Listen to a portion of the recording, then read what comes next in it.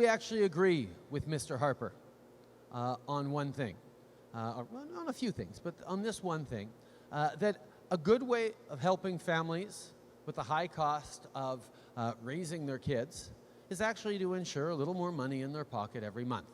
This is a good thing, particularly for the families who need it, because families can use this money as we understand how expensive it is to raise kids these days. But there are a couple of things I disagree with Mr. Harper about his particular plan to do that. The first one is, as Anthony mentioned, the checks he's sending are taxable.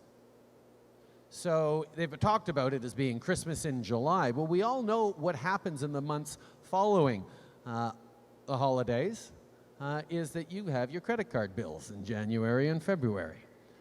And similarly, we're going to be facing a tax bill, and much of that money will have to be returned for many people in this room. So we actually said, you know what? We should create a Canada Child benefit that is tax-free. So every month, the money that you get, the same way this one comes, will be the money that you get to spend, and you don't have to worry about paying any of it back at tax time, because that's the kind of way that families approach things. So that's a big one that we said. But the second element that I disagree with this current plan is that it's, as they say, a universal child care benefit.